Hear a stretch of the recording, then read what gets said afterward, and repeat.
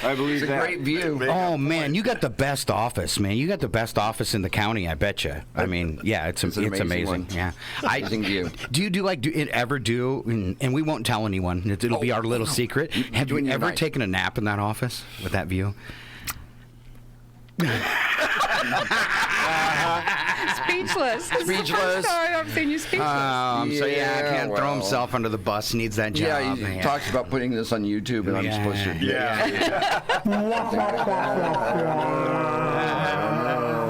All right, Mr. Bill Barnes, and beside Bill, we have Mr. Steve Warner. How you doing, Steve? Welcome to the studios. Well, thank you very much. All right. Appreciate it. All right. You said you've never been in before, but I've met you. I think at least once at a play or At something. the Right? park or the plays or whatever. All right, Yeah, all right. yeah. I got around. We've been up here. This is our second winter up here. We moved here in 17. So are you actually in the Chewelah area? Well, or county? actually, the suburbs of Chewelah. 'Cause we can't- Suburbs. You know, the I hate those fast, burbs. hectic life of one stoplight town was too much for Cindy and I. So All right. we're out by Smoky Ridge. All right. Are they plowing out there? Yeah, better than in Spokane. That's a low bar. Well, it is. Yeah. They were up early this morning in Chewelah, so first set I did a set of music for snowplow drivers, and started off with Leonard Skinnard. Oh, so I figured cool. they'd enjoy that. But and then I challenged them to drive by and toot their horn, but I didn't hear any. So depressing. All right, beside Mr. Steve Warner, so welcome to Chewelah, Steve. Well, thank you very much. All right, Appreciate it. We appreciate you braving the winters. You've been in a couple plays for Park Avenue Player now. Yeah. All right. Yeah. What plays have those been? Nana's Naughty Knickers, and we. Don't say I that. wasn't. Nah. Can you say that on the radio? Well, that was the name of the play. I hope it was. Yes, you can. And then we did Hitchcock. that Hitchcock. Yeah. Yeah, we did. This was That was kind of a Hitchcock. readers' theater, but that was fun. And then we're doing this. Where I play Speed. All right. And you expressed some interest if we do another live radio theater play you'd like to do. Oh, that? sure. So I got involved in theater because Cindy, my bride manager, whatnot, years ago, she said, well, you ought to go down to the Civic Theater in Spokane. Okay. And it wasn't until much later that I discovered the reason she wanted me to get involved in theaters, because she wanted me to get out of the house for 3 or 4 nights a week. And, Sure. Yeah, for months. for months at a time, and I can live with that. Well, be careful. She'll be going, why don't you go down and volunteer at that radio station? Oh yeah. And speaking of that, And speaking of that, our probably the longest running Chewelah radio volunteer ever, the one and only Dr. Jazz, a.k.a. Tom Walters. Hi. All right, Tom. So you have been a member of Park Avenue Players for how many years? Probably since around 93, 94, Now, somewhere in there. were you doing plays with Liz originally? Oh, yeah. Long Lots of time them. ago. Yeah, Right. probably at least 15 or 20 of The them. old run of Chewelah melodramas. Yeah. Boy, those were fun, and they were crazy. You know what's funny is I had moved away from Chewelah during those, but I've heard all about them. Probably. All right. So Tom, lots of plays, and we were just talking earlier. Don't say the name and throw anybody under the bus, but I was surprised to hear that you'd actually worked at 3 radio stations. Well, yeah. So, and I'm going to leave it right there so we don't get into the details. But you started off at a pirate station, I believe. Yes. Here in Chewelah. You know, they just passed a federal law now to crack down on pirate radio stations because anybody can go on eBay and buy a transmitter. And yeah, they're talking like if you get caught running a pirate station out of your house, like $500,000. Ooh, yeah, they're going to come down really hard on it. Yeah, because there's no other problems in this country. But then back around 2001, 2003, Liz and Jean Descharme, and this is just information I have from history, not because I was there, started a radio station. It was Community Celebrations. It was behind it. Was behind it, and they started a little radio station, 100 watt, low power, under the call letters, strangely enough, of KCHW. Yeah, it was 93.7. All right. And Jean Descharme, who owned a building down in the south part of town, put a little booth in his building, and the station lasted about maybe 6 months. And then, unfortunately, the 2 prime movers of that radio station, Liz, she passed away, And then Jean Descharmes had a heart attack and went over to Seattle to go to the hospital there and never came back. And nobody knew how to run the radio station. And it was a lot simpler than this one we've got going here. It was a pretty simple deal, but nobody knew how to run it, and it just died. I remember that time he was the president of Community Celebrations, John Lind. Yeah. He walked me through the building, showed me the old studios and stuff, and in case we'd want to put the studio there. And I said, "There's no windows. I'm 5'4" and my head's touching the ceiling. There's stairs. Nobody with a wheelchair would ever be able to come into the studios. So that was definitely out for us. And I looked over on the wall, and it had, see those call letters right there? I think if you're watching on YouTube, you can see a piece of them too. They were glued to the wall. And call letters are a very hard thing to get. There are no more good call letters in America. They're all used up. It's west on the east. It's W's on the east side of the Mississippi, K's on the west, and there's really no good ones out there. And I couldn't find any. And then I looked up and I found that the old KCHW was not being used. And it took me a long time to get someone to answer the phone at the FCC. But I found an old lady at the FCC, and she was like, "Wow, when that station went dark, the call letters, because as Tom was saying, it went dark. The government didn't know what happened or anything. But somehow, through the shutdown of that station, the call letters got left in limbo for over a decade." Oh, wow. And she's told me, she says, she goes, "Those are perfect for your town with the CHW in Chewelah. If I release them within minutes, they'll be gone." So she was at the FCC on one end, and I had to file a bunch of extra paperwork. And she's on the other end, and she pushed release, and I pushed apply. And while we were on the phone together, she said, "You might lose them." And we got those call letters back, and those call letters are the same ones in the old radio station that were on the wall. So there's a little history for Tom. Yeah. Wow. Yeah. So I'm confused. Okay. So you got them by prying them off the wall? Yes. That's how you... Well, yes, because they were glued to the wall at the old station, and I was like, "Wow, I wonder if I could get those call letters because it's perfect for Chewelah." And somebody had taken some time to make those. So if I go out to what is it? One of the local TV stations and just pry the call letters off the wall. They're yours. They're mine? Yes. Go ahead, Bill. That's what you were saying, that they were on the wall and nobody was using them. No one was using them with the government, but I stole the old ones off the wall from the original KCHW. So the call letters on our wall, basically, are the original call letters from the original station in Chewelah, which is just kind of a history thing. Oh, that is. For radio cool. geeks. That's cool. So for Liz and Jean, there you go, right, Tom? Mm-hmm. All right. Yep. All right. Yep. And we've talked so long to Tom. We have to back up and talk to Catherine Patton. Welcome, Catherine. You've never been in the studios before either. A little applause for you. I have. Oh, well, thank you. I'm so glad we got a lady in here. Because we used to do a thing called Manly Mondays, and sometimes we'd get like 5 guys together, and it was totally out of control. Oh, I bet it was. I'm sure. So we need a little lady in here. All right. So tell us a little bit about yourself, where you come from, and how you got involved with Park Avenue Players, because I've never seen you before. Well, I'm new to town relatively. Okay. I live up Burnt Valley a bit, but built a straw bale house last year. I've only been here a couple of years. Is it warm? Oh, it's toasty. It's wonderful. House. How cool is that? Oh, it's nice. I mean, it was like almost hot in my house this morning. It was 7 degrees up there. So how big is your straw bale house? Because I'm picturing it something really tiny.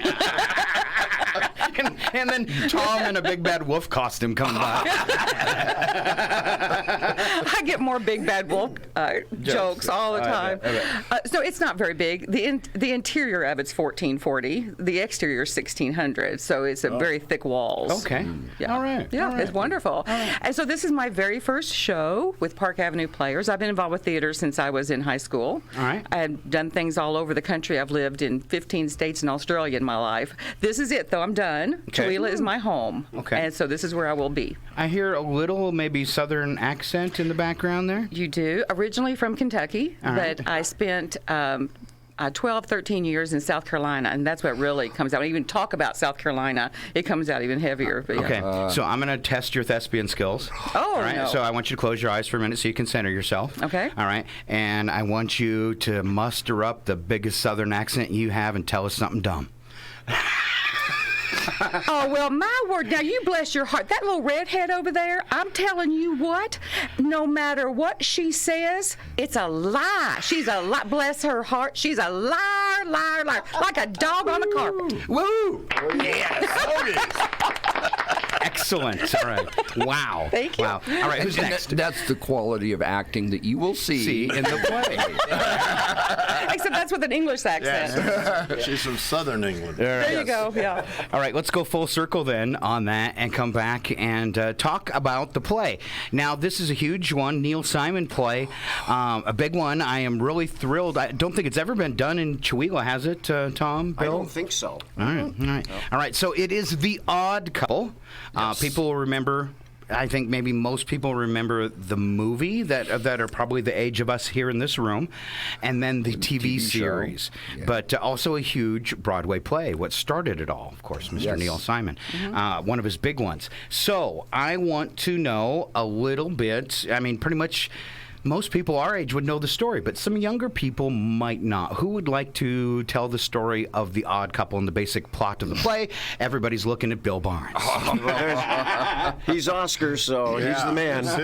We hope he knows it. Yeah. I'm one of the odds. Okay, so In it, prime two, the two main characters in the story are Felix and Oscar. Right. And you are Oscar. And I am Oscar. So now is Oscar the strong one or the weak one? He's the slob. I'm the slob. Okay, all right. It's a real question of strong or weak. But, Okay. But I'm... Well, I know the More series. dominant. The series drifted away from the movie a little bit, It did. where they made Tony Randall a little bit mousy. In my opinion, in the television version compared to the, so maybe I'm wrong there. I don't know what how the play comes out, but you go ahead. I'll shut up. Felix is in more of a vulnerable time of his life. Yeah. More sensitive, I should say. Yeah, Okay, sorry. It centers around my apartment and a bunch of poker players, and All right. We're just playing cards, and You guys. Felix isn't there, and we're wondering why, and he shows up, and we understand why he's a little late that time, and figuring that he needs a kind of a new place to stay because the wife threw him out. And so I invite him to come in, and that's the show, trying to deal with him and I trying to live together. So, And his moose calls. and His Don't- what? The moose? A moose call?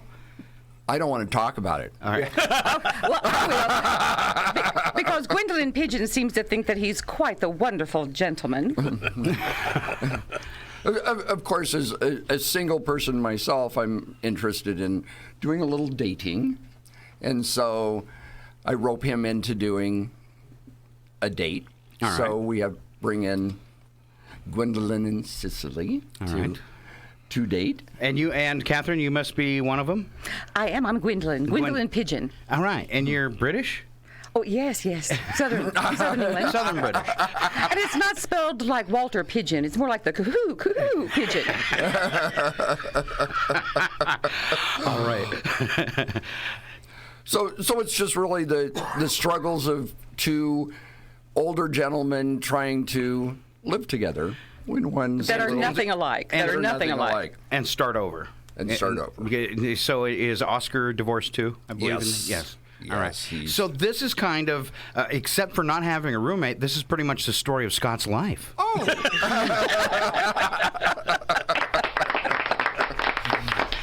But I've got this wonderful group of poker players that we've been playing for quite a few Eons. years. Eons. All right, Steve, what is your character's name? Tell us a little bit about it.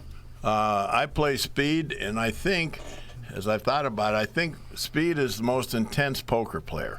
He has a family, but his Friday nights are when he gets out, and he's most intense, and he isn't concerned about anybody's vacation time or this or that, and he just kind of gets sucked into Felix's problem, although he wants to keep playing poker, and then through it all, his main focus is poker. And then when Felix comes into the plot, we kind of pull him, do things, and then at the end, we're back to playing poker. And that's Poker. that's the main plot for speed. His main focus is poker. I don't want to hear about your vacation. I don't want to hear about this. I want to play cards. I don't want to hear what time it is. I want to play cards. Huh. I can kind of tell this is typecasting for you on a Saturday night. I never played cards much, and Dave, who plays Murray, is teaching us how to play, and I'm going. And this is the first thing I've ever been in where I have to multitask, like shuffle and talk, and I'm going. Okay, and try to make it look seamless. I used to be part of a poker club in Loon Lake that got together like every other Saturday night where the guys all played poker. So just a suggestion, somebody's got a big house like Tom. Speaking of Tom Walters, move that microphone over. What's your character, and tell us a little bit about it. I'm one of the 4 poker players. I'm Roy, and never says whether I'm married or not in the play. I don't know. But you don't in real life either, so. But anyway, basically, I'm a complainer. I complain about everything. The air conditioner doesn't work. The refrigerator, it stinks in there. The smoke. Food. Yeah, the food. Everything's just terrible. Oscar gives us so much to complain about. That's your choice. Yeah. That's your choice. Stale potato chips. I mean, you name it. Brown and green sandwiches. Now, what do you like? Do you like a role like that where you get to just kind of go out of it and Yeah, be the jerk? I can kind of play myself. So it's kind of nice. Just be a jerk, basically. We'll ask Margie if you walk around the house complaining like that. All right. Catherine, yes. So you're working with a cast with one other woman, right? Yes, I am. And then you have we'll talk about the director in a minute, but then you have a female director. Yes. But then the rest of it's all guys. I know. Yeah. So what's that like? Oh, it's wonderful. I love men. I love hanging out with men. It's a wonderful thing. But we do keep them in line a little bit, I must say. It's nice. right. And they do knock before they come in the dressing room, so that's good. Okay. All right. So tell us a little bit about your role and what you have to put up with. I had to put up with Bill, so there's that. Bonnie Spencer is playing my sister, Cicely, and we are just having a wonderful time. The English accent with a Southern accent behind it is a little bit challenging at moments, bet. you know. It is. But Gwendolyn and Cicely are kind of the rounders. They get around. They're not little prissy pants. They party. All right. And Yes. so they're ready. They're ready to party in the show. And we're ready to have them party. Wow. That's Well, so wait, sad. wait. Maybe I'm ready. Sad. Yeah, Well, you're ready. the Yeah. poker ready. players are just playing poker, and that's what we're focused on. These guys are. So what I'm really impressed with is that you guys are all sitting around the table and you're all giggling together and you're all joking and having a good time, which is a sign that the play is going really well and that you've developed that typical theatrical troupe camaraderie, and you're all loving each other and having a good time, and you're going to have all that energy together, and it's so much fun. So hats off and have a good show. Thank So- you. It's it's gelling quite nicely. It really is. All right, so let's talk about Deanna behind her back and how the director's doing. Well, I would like to start. Well, I'm going to start with that, even though that you know her so much better than I do. Does he? She's doing, well, I assume so. Yeah. She's doing a phenomenal job, I must say. For somebody, I've been in theaters all over the place, in community theaters all my life, and she's, especially for a first timer, but even if she wasn't a first time director, she would still be considered outstanding. All right. So there you go. Yes. Deanna, look at that. She's a hoot. All right, you guys got your show times memorized? Open Yes? Friday night. Okay, this Friday. This Friday. Quick question: do you guys do the open doors for family members on your dress rehearsals and on Yes. the Thursday? Yes. You do. Thursday. So- Yeah. 6:30. So somebody with a disc jockey Thursday wants is to 6:30. sneak in and heckle you guys. That's okay. No heckling, but you can sneak. Okay. We screen. Okay. Yeah. That happens to me everywhere I go. All right. So Friday night, opening night, 7:00. 7. Saturday night, 7:00. 7 o'clock. All right, and then Sunday matinee. Matinee, 2 o'clock. And then you're going to do the whole thing over again next weekend. Next weekend, All right. 7, 7, and 2. So make your plans at the Chihuahua Center for the Arts, of course, the new home of Park Avenue Players. Yes. Isn't it great to have a theater? Oh. I mean, you two have been around, Tom and Bill. Isn't it great to actually have a theater? It really is. Say something about it. And Oh, the most amazing part is in the past, we would be building set like 4 days before we opened. because you were you could not get into the community theater and work ahead because they rent it to all sorts of groups. Right. So actually having the set up and ready to go weeks ahead of time is one of the major things that has really been appreciated with that. How do you feel about a new theater, Tom? Oh, I think it's great. I'm amazed that it's really happening. For a long time, I thought, oh, it's never going to happen. It's never going to happen. But, the people of Chihuahua, they just get things done. All right, so it's a hats off to the people of the Border Paca and the people Yeah. that are ramrodding all that They're stuff. doing an amazing and of course, job. our lovely Sharon Ludwig's always behind that Oh, stuff. yeah. Oh, yeah. And She's we don't behind everything. Every in time I say Chihuahua. her name, I push applause. What? Did somebody say Sharon? Oh. There you go. Just in case it was Sharon Ludwig, I pressed applause. All right. So having the theater's awesome. Do you guys? I mean, are either one of you on the board? No, Okay. I'm not. We're not. So you're probably not the people to ask, but we should throw this out, just all of us together, is support that theater, support your play, come out to the play, support the theater, throw money at the theater, do that kind of stuff. There's lots of stuff they need. They're applying for grants, and they're coming up with all these clever ideas to keep the doors open and keep money coming into it, like last weekend and the country show, Yes. the little musical shows that Jessica. Well, they have to pay those big wages of the actors. Yes. Right. Big. But after we get paid our big bucks, everything else goes to the Paca building. That's Yeah. right. Yeah. That's right. All of it. Right. And they're joking about the big bucks if you're just it's like the radio station. It's a group of people all working for free, trying to do something cool for their community. So Yeah. get out and support it, right? Yeah. And yes, and it's a great community. I was excited, Catherine, talking about, she found home. All right. 'Cause mine Are those was- the words you use, Catherine? Oh, absolutely. All right. All right. This is home. All This right. absolutely is All home. right. So Yeah. much better than Kentucky, would you say that? Well, of course. Okay. Absolutely. Except for basketball. Because I did the same thing. We have the Zags. Wait. Gonzaga's ranked Who's number one? number one. Where's Kentucky? All right. You guys don't start the basketball wars. Okay.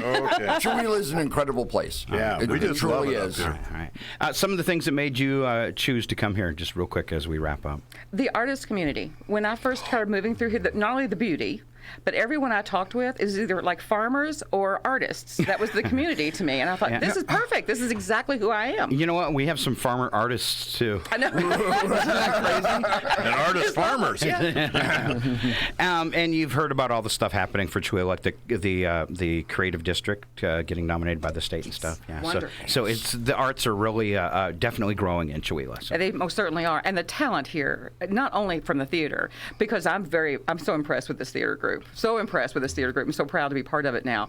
But the artists that are here, not only from a painting medium, but the drawings, the pottery, the beading, the leather work, everything is here. It's amazing. The disc jockeys. The Disc jockeys, Yeah. And the singers, and musicians. Musicians. Yeah, that's right. Oh, Musicians, yes. singers. All right, once amazing again, community. opening night, Friday night, Neil Simon's The Odd Odd Couple, Couple. live on stage with the Park Avenue Players. Doors open at 6:30. Show starts at 7, both Friday and Saturday, 2 o'clock matinee on Sunday, and then rewind and do it all again next weekend. All right. Yes. Yep. All right, thank you guys all for coming in this morning, getting up early and braving the snow and ice. Yeah. Thank you. you. Thank you. And we Appreciate should it. probably, it is Tuesday, let's give Tom a tease. Tom, are you actually practicing for the play tonight, I bet, Of aren't you? course, yeah. I've been Yes. in, I think, once in the last 6 or 7 weeks to do my Tuesday night program because of this play. So we've been doing lots of pre-recorded Dr. Yeah. Jazz shows, but you might not notice. So I'm gonna give Tom some plugs here.